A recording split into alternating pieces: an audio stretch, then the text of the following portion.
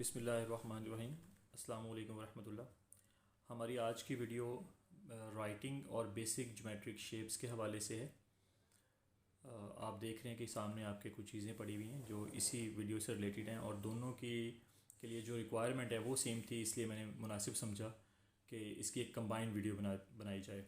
दोनों के लिए ज़रूरी है बेसिक ज्योमेट्रिक शेप्स और राइटिंग के लिए ज़रूरी है कि आप पेंसिल को जो ग्रिप करें, पेंसिल पकड़ने का तरीका आपका बिल्कुल दुरुस्त हो। उसका तरीका ये है कि आप हाथ की ये डायरेक्शन रखेंगे, ये आपके हाथ की डायरेक्शन होगी और जो आपकी ये 2 फिंगर्स हैं इसके बिल्कुल इस जगह पर, ये इस डायरेक्शन में आपके पास पेंसिल होनी चाहिए और इसके ऊपर जो है आपका थंब ऐसे होगा और 2 जो फिंगर्स हैं ये सपोर्ट करेंगी, लिखने में सपोर्ट करेंगे। जब आप हाथ इस तरह रखते हैं तो ये दोनों फिंगर सपोर्ट करती हैं। ये एक तो पेंसिल को पकड़ने का ये तरीका है। बेशक आप ज्योमेट्रिक शेप्स को बनाना चाहें या आप लिखने के हवाले से महारत चाह रहे हैं। राइटिंग ज्योमेट्रिक शेप्स में एक दो चीज़ें और भी हैं जो हम आगे जाके डिस्कस करेंगे। दूसरी बात जो है वो ये है कि आप अगर थोड़ा सा बैक पे जाएं तो जो वालिदैन मेरी बात सुन रहे हैं या मेरे कुलीग्स ये बात सुन रहे हैं उनको पता होगा कि तख्ती हुआ करती थी या स्लेट होती थी। जब हम लिखते थे तो तख्ती इस्तेमाल करते थे और स्कूलों में जब हम जाते थे तो स्कूलों में प्रैक्टिस के लिए स्लेट हुआ करती थी। तीसरी चीज़ जो थी, और ये दोनों चीज़ें हार्ड होती थी यानी कि सपोर्ट नीचे से मिलती थी। जो तीसरी चीज़ होती थी वो अगर आपकी जो कॉपीज़ हैं उनका जो गत्ता है, बाइंडिंग है, वो भी हार्ड हुआ करती थी। ये चम्मच मैं क्यों दिखा रहा हूँ ये भी मैं बताता हूँ आपको। आजकल की जो बुक्स हैं, रजिस्टर हैं, कॉपीज़ हैं, उनका जो गत्ता है ये बिल्कुल नरम गत्ता है, इसलिए जब बच्चे इस पर लिखने की कोशिश करते हैं तो वो पोजीशन नहीं बनती और ये दोहरा हो जाता है। जब दोहरा हो जाएगा इस पर तो ये आपके हाथ को प्रॉपर सपोर्ट नहीं मिलेगी और जब सपोर्ट नहीं मिलेगी तो लिखने में दिक्कत पेश आएगी। इसका तरीकाकार जो मैंने इसका एक सलूशन निकाला है वो ये है कि आप क्लिप बोर्ड रखा करें पास। अगर आपने कॉपी इस्तेमाल करनी है, रजिस्टर इस्तेमाल करना है तो उसको भी आप इस क्लिप बोर्ड में लगा लें ऐसे, ठीक है, और फिर इस पर आप लिखें। और अगर आपने कोई पेज यूज़ करना है, जैसे मैंने अभी ये पेज के ऊपर आपको कुछ चीज़ें बतानी हैं, तो वो भी मैं क्या करूँगा, मैं क्लिप बोर्ड में लगा लूँगा। इसका एक फ़ायदा तो ये होगा कि यह जो पेज है वो दाएं बाएं जो है वो मूव नहीं करेगा। अगर मैं इसको सिंपल टेबल पे रख लेता हूँ तो ये क्या करेगा, ये मूव करेगा। लेकिन इधर एक तो ये मुझे फ़ायदा हो जाएगा और सेकेंडली मैं लिखते वक्त मुझे सपोर्ट मिल जाएगी। मैं इसको थोड़ा सा ऊपर उठाना चाहूँ, ज़ाहिर टेबल को तो नहीं उठा सकता, तो इसको मैं जिस भी पोजीशन पर रखना चाहूँ, अपने करीब करना चाहूँगा, दूर करना चाहूँगा, तो वो मैं ईज़िली कर लेता हूँ। जो मैंने आपको पेंसिल पकड़ने का तरीका बताया है, अच्छा यहाँ पे जो मैं आपको एक पहले बता रहा था कि आपने पेंसिल कैसे पकड़नी है, तो ये पेंसिल पकड़ने का तरीका बिल्कुल वैसे ही है जैसे आप चावल खाते वक्त चम्मच को पकड़ते हैं। तो चम्मच भी हम इसी तरह से पकड़ते हैं। जो छोटे बच्चे, बिल्कुल छोटे बच्चे जो हैं वो इसको इस तरह से पकड़ते हैं स्पून को, और उसका क्या होता है कि जब वो चावल इसमें लेते हैं फिर जब वो मुंह की तरफ जाते हैं तो ये इस तरह चम्मच हो जाएगा और वो चम्मच से चावल कुछ उनके मुंह में जाएंगे और कुछ गिर जाते हैं। इस तरह से चम्मच को अगर आप इस डायरेक्शन में पकड़ेंगे तो प्रॉपर जो है उनके जो चावल हैं उनके मुंह में ही जाएंगे, वो नीचे गिरने के चांसेस जो हैं वो कम हो जाएंगे। तो ये दोनों मसलों का हल निकल आएगा, लिखने के तरीके में पेंसिल कैसे पकड़नी है और जो चम्मच है वो कैसे पकड़ना, दोनों का सेम तरीका है। अब हम वापस आ जाते हैं पेंसिल के ऊपर। ये इसकी डायरेक्शन थी, लिखने के वक्त आपने इसको ऐसे ही इस्तेमाल करना है। अगर आप ज्योमेट्रिक शेप्स के हवाले से आते हैं तो फिर आप इसको थोड़ा सा, जब आपने उफ़की लाइन परपेंडिकुलर या उफ़की लाइन लगानी है तो आपके हाथ की डायरेक्शन यही होगी और आप इस तरह से लाइन लगा लेंगे, ठीक है जी। और आप इनकी ज़्यादा से ज़्यादा ये इसके लाइन की प्रैक्टिस करेंगे। वो कहते हैं ना जी, practice makes a man perfect. तो जितनी ज़्यादा आप ये लाइंस लगाएंगे उतनी आपकी प्रैक्टिस जो है वो अच्छी हो जाएगी। अमूदी, ये अमूदी लाइनें थी जिसे हम परपेंडिकुलर लाइंस कहते हैं। उफ़की लाइनें जिसका हम हॉरिजॉन्टल लाइंस भी कहते हैं, उसको लगाने के लिए आपने इस डायरेक्शन में अपनी पेंसिल पकड़नी है और फिर आप ये इस तरह से लाइंस लगा सकते हैं, ठीक है। इसकी मज़ीद अगर प्रैक्टिस आप करना चाहें तो आप ये देखें, और फिर इस डायरेक्शन में लगाएं, फिर इस डायरेक्शन में लगाएं। ये आपकी प्रैक्टिस है। इससे ना सिर्फ पेंसिल के ऊपर ग्रिप बनती है बच्चों की, और इसके साथ साथ लिखाई में भी महारत आती है। तो एक तो आप ये काम करें कि आप मैक्सिमम जो लाइंस हैं, परपेंडिकुलर लाइंस, हॉरिजेंटल लाइंस, उनकी प्रैक्टिस किया करें। एक बात तो ये हो गई।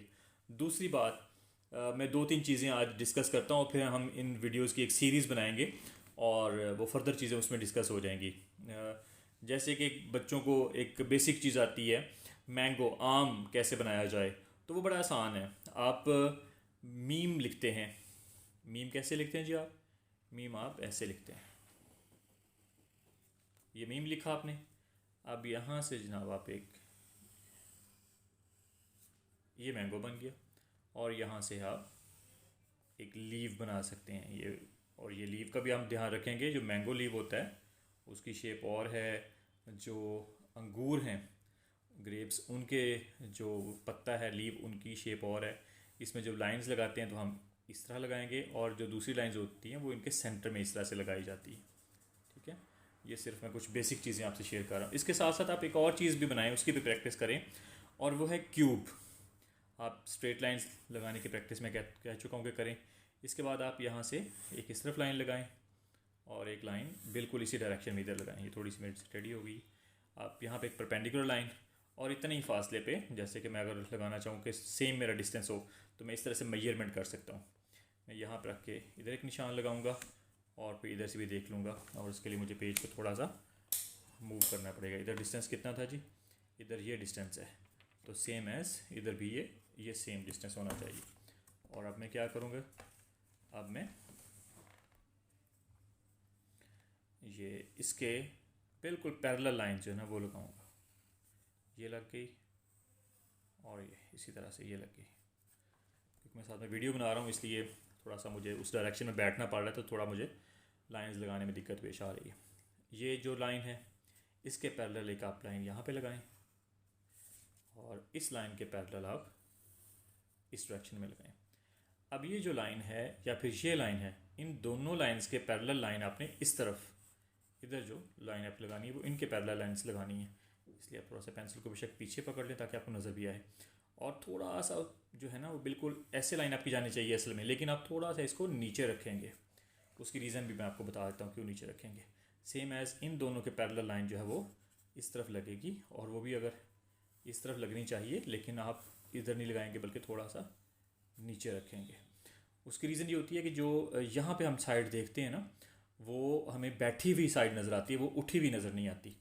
वो उठी हुई नज़र आएगी अगर आप बिल्कुल इनके पैरेलल लाइन लगा देंगे। अगर थोड़ा सा उसकी डायरेक्शन नीचे की तरफ रखेंगे तो फिर आपको ये नेचुरल एक जो व्यू है ना, और ये लाइन जो है ना सेम होनी चाहिए, ये पॉइंट सेम होना चाहिए। जब हम शेड्स आगे जाके सीखेंगे, शेडिंग, तो उसमें फिर हमें ये समझ आएगी। अच्छा, ये क्यूब आपने ज़रूर प्रैक्टिस करनी है। क्यों प्रैक्टिस करनी है? इसी से हमारी चेयर बनेगी, इसी से टेबल बनेगा, और बहुत सी और जो शेप्स हैं वो इसी क्यूब से निकल रही होती हैं। ठीक है, तो आप क्यूब की बहुत ज़्यादा प्रैक्टिस करें। जब क्यूब में आपको महारत आ जाएगी तो हमारी जो फर्दर इसमें जो वीडियोज़ आएंगी कि हमने बेसिक जो शेप्स दूसरी डिस्कस करनी है वो कैसे बनानी है, उसकी भी आपको समझ आ जाएगी। तो आपने एक तो ये काम भी करना है। एक और आपने इंटरेस्ट के लिए आपने आपका इंटरेस्ट, ज़ाहिर है चीज़ में इंटरेस्ट नहीं होगा तो फिर वो काम करने को दिल नहीं करता। कहते हैं ना, ये शौक़ होता है या डर होता है, दो रीज़न्स की बेस पे इंसान काम कर रहा होता है।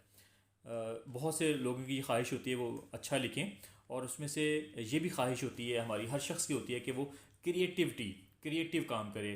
क्यूरियोसिटी जो है ये भी हर शख्स के अंदर पाई जाती है। तो वो डबल राइटिंग कैसे लिखेंगे हम, ये पेंसिल मैंने पकड़ने का तरीका आपको बताया था। इसके साथ हम एक और पेंसिल रखते हैं, ये देखें जी। अब उनको यहाँ पे बराबर होना चाहिए, लेकिन हम बराबर नहीं करेंगे। हम क्या करेंगे, हम थोड़ा सा बस इस तरह कर लेंगे। और जब आप इसकी प्रैक्टिस, अभी मैं आपको बहुत ज़्यादा डिटेल में चीज़ों को नहीं लेके जा रहा, बस बेसिक चीज़ें। ये आपने लिखना, क्या करेंगे जी, ऐसे ये इसको इकट्ठा लिखने की ऐसे कोशिश करेंगे। ये आपने लगाना है नुक्ता, और एक पेंसिल को इस्तेमाल करके ये करेंगे। यहाँ पे एक पेंसिल का इस्तेमाल आएगा, इस तरह से थोड़ा सा ये एक पेंसिल को इस्तेमाल करेंगे। ये जीम जिस तरह से बन गया है, ठीक है। इस तरह से आप बहुत से और जो वर्ड्स हैं, लेटर्स हैं, उनको इसी तरह से लिखने की प्रैक्टिस करें डबल से, ठीक है। जरा मीम मैंने पहले आपको बताया था, तो ये मीम भी आप इस तरह ही लिख सकते हैं। ये एक पेंसिल का इस्तेमाल, ये एक पेंसिल का, और ये देखें कितने खूबसूरत लेटर्स जो हैं वो आ रहे हैं, तो इनकी आप प्रैक्टिस करें।